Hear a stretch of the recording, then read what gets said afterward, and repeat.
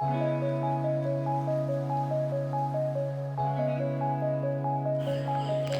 Dear friends, അസ്സലാമു അലൈക്കും, നമസ്കാരം.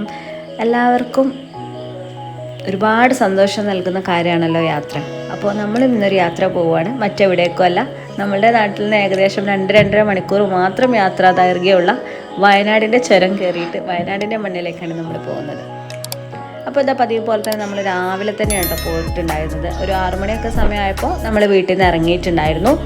അപ്പോൾ നമുക്ക് കൂടുതൽ തിരക്ക് കാര്യങ്ങളൊന്നും ഇല്ലാതെ തന്നെ പെട്ടെന്ന് പോയി വരാൻ പറ്റുമല്ലോ. അതുകൊണ്ടാണ് അങ്ങനെ നമ്മൾ ആ ഒരു സമയം ചൂസ് ചെയ്യാൻ വേണ്ടിയിട്ട് ഉണ്ടായിരുന്നത്. ഈ യാത്രയിൽ നമ്മൾ മാത്രമല്ല ഉള്ളത്, ഇക്കാൻ്റെ ഫാമിലിയും കൂടിയിട്ടാണ് നമ്മൾ യാത്ര പോയിട്ടുണ്ടായിരുന്നത്.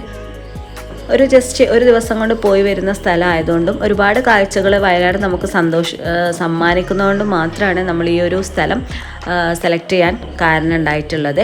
ഇപ്പോൾ ഇതാ താമരശ്ശേരി ചുരം കയറിയുകൊണ്ട് നിൽക്കുകയാണ് നമ്മൾ വീട്ടിൽ നിന്ന് ഫുഡൊന്നും കഴിക്കാണ്ടാണ് വന്നിട്ടുണ്ടായിരുന്നത്. അപ്പോൾ അതുകൊണ്ട് തന്നെ നല്ലൊരു ഏരിയ കണ്ട് സൈഡാക്കിയിട്ട് വേണം നമുക്ക് ബ്രേക്ക്ഫാസ്റ്റ് കാര്യങ്ങളൊക്കെ കഴിക്കാൻ വേണ്ടിയിട്ട്. നമ്മൾ വീട്ടിൽ നിന്ന് തന്നെ ഫുഡ് കാര്യങ്ങളൊക്കെ പാക്ക് ചെയ്തിട്ട് അങ്ങനെ വരികയാണ് ചെയ്തിട്ടുണ്ടായിരുന്നത്. മാക്സിമം പുറത്തുനിന്നുള്ള ഫുഡ് അവോയ്ഡ് ചെയ്യാൻ വേണ്ടിയിട്ട് തന്നെയാണ് നമ്മൾ അങ്ങനെ ചെയ്തിട്ടുണ്ടായിരുന്നത്. ഇപ്പോൾ ഇതാ നമ്മൾ ഫുഡ് കഴിച്ചുകൊണ്ടിരിക്കുകയാണ്. അപ്പുറത്തും ഇപ്പുറത്തൊക്കെ കുരങ്ങന്മാരൊക്കെ ഉണ്ട്. അപ്പോൾ കുട്ടികൾ അതൊക്കെ നോക്കിക്കൊണ്ടിരിക്കുകയാണ്.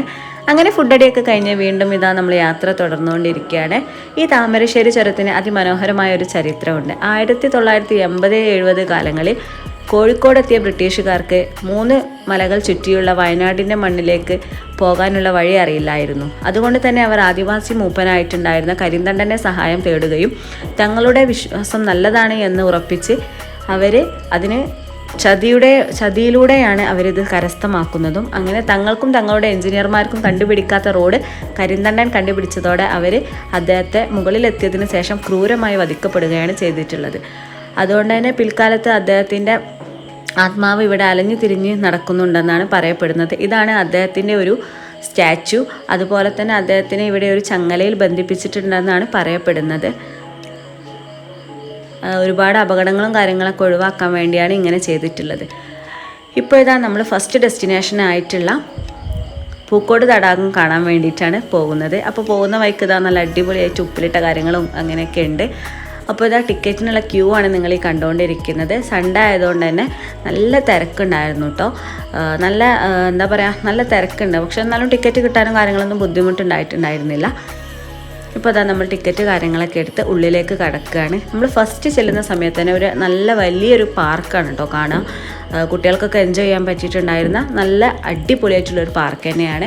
എത്ര കളിച്ചാലും കുട്ടികൾക്കൊന്നും മതിയാവില്ല, അത്രയും രസമുള്ള പാർക്ക് തന്നെയാണ് കേട്ടോ ഇത്. ഒരുപാട് ഏരിയകളും ഇവിടെ കവർ ചെയ്യുന്നുണ്ട്. ഇപ്പോൾ ഇതാ ഒരു ബോട്ട് സർവീസ് കാര്യങ്ങളൊക്കെ ഇവിടെ ഉണ്ട്. അപ്പോൾ നമ്മൾ അതിൻ്റെ ഭാഗത്തേക്കൊക്കെ അങ്ങനെ നടന്നു പോയിക്കൊണ്ടിരിക്കുകയാണ്. ഇതാ ഒരുപാട് ആളുകൾ നമുക്ക് സെൽഫായിട്ട് ബോട്ട് അങ്ങനെ തുഴഞ്ഞു പോകാനും അതുപോലെ തന്നെ നമ്മുടെ കൂടെ ഇവരുടെ കോഡ് വേണമെങ്കിൽ അങ്ങനെയുണ്ട് കേട്ടോ. 2 സൗകര്യങ്ങളും ഇവരിവിടെ ഏർപ്പാടാക്കിയിട്ടുണ്ട്. എന്തായാലും നമ്മൾ ബോട്ടിലൊക്കെ കയറി കുറച്ച് നേരം എൻജോയ് ഒക്കെ ചെയ്തിട്ടുണ്ട്.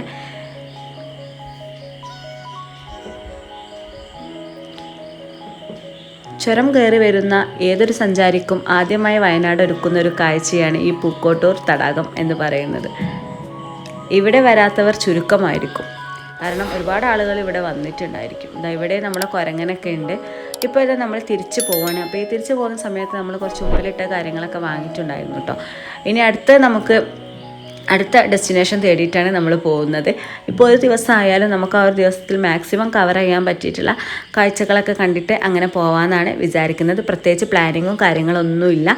ഇപ്പോൾ ഇതാ ഇങ്ങനെ പോയിക്കൊണ്ടിരിക്കുന്ന സമയത്ത് സിപ്പ് ലൈൻ കണ്ടിട്ടുണ്ടായിരുന്നു കേട്ടോ. അപ്പോൾ ഞാൻ കുറേ ആയി സിപ്പ് ലൈനിലൊന്ന് കയറണം എന്നൊക്കെ വിചാരിക്കുന്നു. ഒരു സമയത്ത് പറ്റിയിട്ടുണ്ടായിരുന്നില്ല. കാരണം ഒരുപാട് പ്രാവശ്യം വയനാട് വന്നിട്ടുണ്ടെങ്കിലും ഇതുവരെ സിപ്പ് ലൈനിൽ കയറാനൊന്നും പറ്റിയിട്ടുണ്ടായിരുന്നില്ല. അപ്പോൾ ഇന്ന് എന്തായാലും ട്രൈ ചെയ്തിട്ട് ബാക്കി കാര്യമുള്ളൂ എന്ന് വിചാരിച്ചിട്ടുണ്ട്. അപ്പോൾ ഇതാ നമ്മൾ ട്രൈ ചെയ്യാൻ വേണ്ടിയിട്ട് പോവുകയാണ്. ഇവിടെ ഒരു കുഞ്ഞ് ടിക്കറ്റ് കൗണ്ടറും കാര്യങ്ങളൊക്കെ ഉണ്ട്. അപ്പോൾ അവിടെ ചെന്നിട്ട് ആദ്യം നമ്മൾ ടിക്കറ്റൊക്കെ എടുത്ത് ക്യൂ നിന്നിട്ടൊക്കെ വേണം നമ്മൾ ഈ ഒരു സിപ്പ് ലൈനിൽ കയറാൻ വേണ്ടിയിട്ട് കേട്ടോ. ഇപ്പോൾ ഇതാ ഇവിടെ ഈ ഒരു ടിക്കറ്റ് കൗണ്ടറിൽ നല്ല തിരക്കുണ്ട് കേട്ടോ. നല്ല തിരക്കുണ്ട്, കണ്ടില്ലേ? ഒരുപാട് ആളുകളുണ്ട്. സൺഡേ ആയതുകൊണ്ടായിരിക്കും ഇത്രയും തിരക്ക്. അങ്ങനെ ഇപ്പോൾ ദാ ഇവിടെ നിന്നാണ് ഇത് തുടങ്ങുന്നത്. ഇപ്പോൾ ഹെൽമെറ്റ് കാര്യങ്ങളൊക്കെ ഇട്ടിട്ടുണ്ട്, അതുപോലെ അവർ ലോക്കൊക്കെ ചെയ്തിട്ടുണ്ട്. ഇനി ഇതാ ഇപ്പോൾ നമ്മൾ സിപ്പ് ലൈനിൽ കയറിയിട്ടുണ്ട്.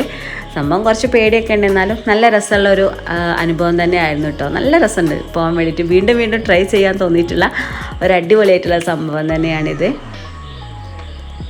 ഇപ്പോൾ ഇതാ ഞാൻ ഒക്കെ കയറി കഴിഞ്ഞു. ഇപ്പോൾ ഇതാ ഇക്കാൻ്റെ മോന് കയറാണ്, അതായത് കാക്കൻ്റെ ബ്രദറിൻ്റെ മോനാണ്.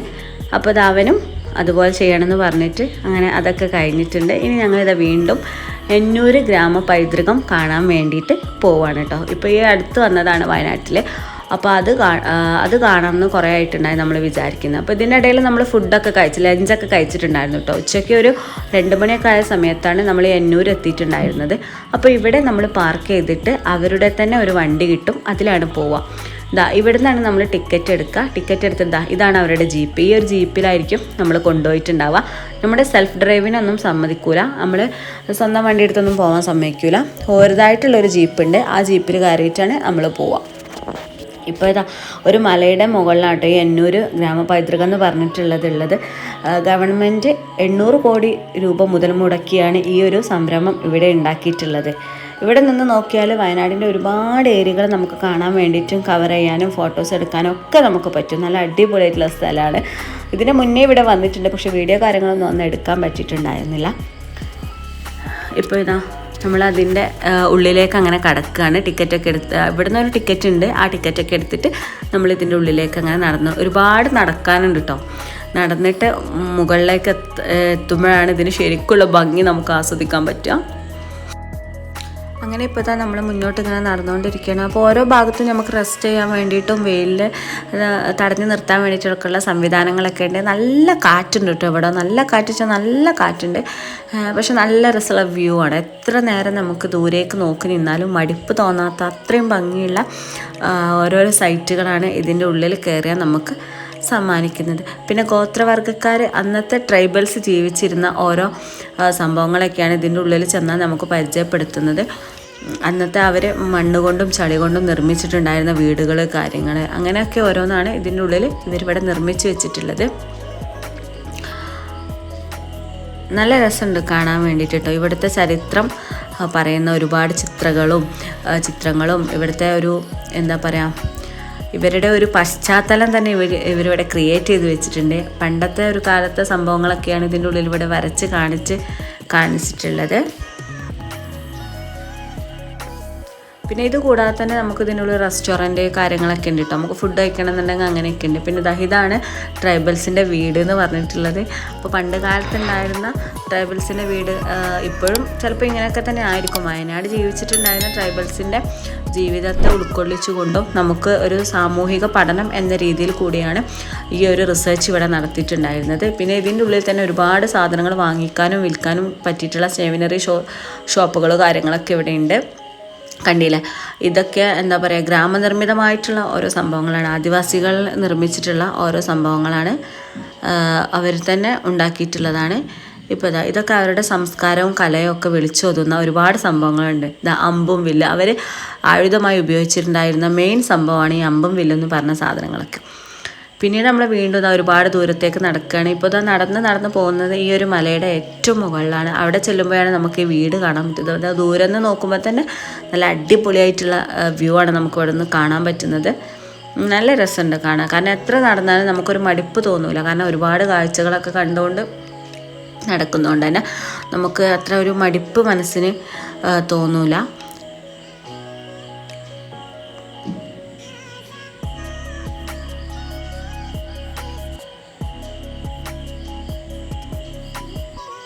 ഇവിടെ വന്നിട്ട് എല്ലാവരും റെസ്റ്റ് എടുക്കുകയാണ്. മേലേക്ക് കയറി വരുമ്പോൾ ഒരുപാട് ആളുകൾ ഇങ്ങനെ വന്നിരിക്കുന്നതാണ് നമുക്ക് കാണുന്നത്. മുകളിൽ മേൽക്കൂര വൈക്കോല് കൊണ്ടൊക്കെയാണ് നിർമ്മിച്ചിട്ടുള്ളത്. ഒരു പഴയ കാല ചരിത്രം അതാണ് ഇവരിവിടെ കാണിച്ചു തന്നിട്ടുള്ളത് കേട്ടോ. എന്നാൽ ആധുനിക രീതിയിലുള്ള സൗകര്യങ്ങളും ഒക്കെ ഇവർ ഇതിൻ്റെ ഉള്ളിൽ തന്നെ ഒരുക്കിയിട്ടുമുണ്ട്. നല്ല ഭംഗിയായിട്ട് തന്നെ ചെയ്തിട്ടുണ്ട് കേട്ടോ. ശരിക്കും കണ്ടാലൊരു എന്താ പറയുക, നല്ല ഒരു ശരിക്ക് കളിമണ്ണ് കൊണ്ടൊക്കെ നിർമ്മിച്ചിട്ടുള്ള സംഭവമാണ് ഈ ഒരു ട്രൈബൽ വില്ലേജസ്.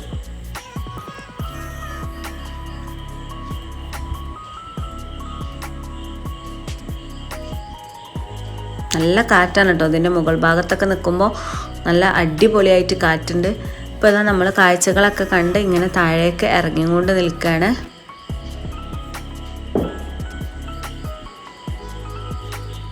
ഓരോ വീടും പല പല രീതിയിലാണ് കേട്ടോ നിർമ്മിച്ചിട്ടുള്ളത്.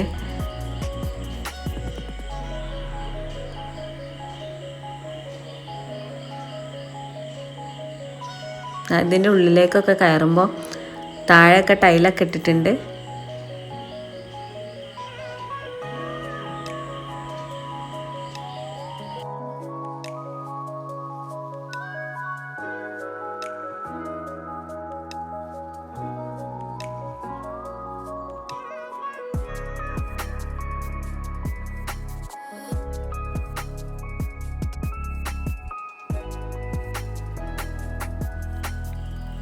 അങ്ങനെ ഇപ്പോൾ ഇതാ കാഴ്ചകളൊക്കെ കണ്ട് ഐസ്ക്രീമൊക്കെ കഴിച്ച് നമ്മൾ വീണ്ടും തിരിച്ച് പോവുകയാണ്. അപ്പോൾ ഇത്രയൊക്കെയാണ് എന്നൂരിൻ്റെ വിശേഷങ്ങൾ. നിങ്ങൾ കാണാത്തൊരു സ്ഥലമാണ്, എല്ലാവരും വന്ന് കാണാൻ ശ്രമിക്കുക. നല്ല രസമുണ്ട് കാണാൻ. ഒരു പ്രാവശ്യമൊക്കെ എല്ലാവർക്കും കാണാൻ പറ്റുന്ന ഒരു സ്ഥലം തന്നെയാണ് ഈ എന്നൂർ ഗോത്ര പൈതൃക ഗ്രാമം. ഇപ്പോൾ അതാ നമ്മളെ വെയിറ്റ് ചെയ്തുകൊണ്ട് നമ്മൾ വണ്ടി വന്നിട്ടുണ്ട്. അപ്പോൾ നമ്മൾ അതിൽ കയറിയിട്ട് ഇനി നമ്മൾ ആദ്യം ടിക്കറ്റ് എടുത്ത ആ ഒരു സ്ഥലത്ത് കൊണ്ടുപോയിട്ട് ഇവരെ ഇറക്കും. അങ്ങനെ ഇപ്പോൾ നമ്മൾ ആ കാര്യങ്ങളൊക്കെ കഴിഞ്ഞു വീണ്ടും നാട്ടിലേക്ക് പോവുകയാണ്. അപ്പോൾ ഗാന്ധിഗ്രാമം കട കണ്ടപ്പോൾ നമ്മൾ ജസ്റ്റ് ഒന്ന് നിർത്തിയതാണ്. ഇവിടെ ചെല്ലുമ്പോൾ ഓർഗാനിക് ആയിട്ടുള്ള ഒരുപാട് സാധനങ്ങൾ വാങ്ങിക്കാൻ കിട്ടാറുണ്ട്. അപ്പോൾ നമ്മൾ എപ്പോൾ വയനാട് വരുന്ന സമയത്തും നമ്മൾ ഇവിടുന്ന് എന്തെങ്കിലുമൊക്കെ സാധനങ്ങളൊക്കെ വാങ്ങിച്ചിട്ടാണ് വീട്ടിലേക്ക് പോവുക. അപ്പോൾ അതുപോലെ തന്നെ ഈ ഒരു പ്രാവശ്യവും നമ്മൾ വാങ്ങിക്കുകയാണ്. ഇതാ ബ്ലാക്ക്ബെറി കാര്യങ്ങളൊക്കെ ഉണ്ട്, അപ്പോൾ അതൊക്കെ വാങ്ങിച്ചിട്ടുണ്ട്. ഇനിയിപ്പോൾ ഇതാ നമ്മൾ വീണ്ടും നാട്ടിലേക്ക് ഇങ്ങനെ പോയിക്കൊണ്ടിരിക്കുകയാണ്. ഇപ്പോൾ ഏകദേശം സമയം ഒരു 5:30 ഒക്കെ ആയിട്ടുണ്ട്. അപ്പോൾ നമ്മൾ നാട്ടിലെത്തുന്ന സമയം ഒരു എന്തായാലും ഒരു 7:30 ഒക്കെ 8 മണിയൊക്കെ ആവും. അപ്പോൾ അതാ നമ്മളിങ്ങനെ പോയിക്കൊണ്ടിരിക്കുന്ന സമയത്ത് ചുരത്തുമേൽ അങ്ങനെ ബ്ലോക്ക് കാര്യങ്ങളൊന്നും ഉണ്ടായിട്ടുണ്ടായിരുന്നില്ല. ചെറിയ രീതിയിലുള്ള റഷ് മാത്രമേ ഉള്ളൂ. അപ്പോൾ നമ്മൾ ഏകദേശം നമ്മുടെ നാട്ടിലേക്ക് എത്താറായിട്ടുണ്ട്.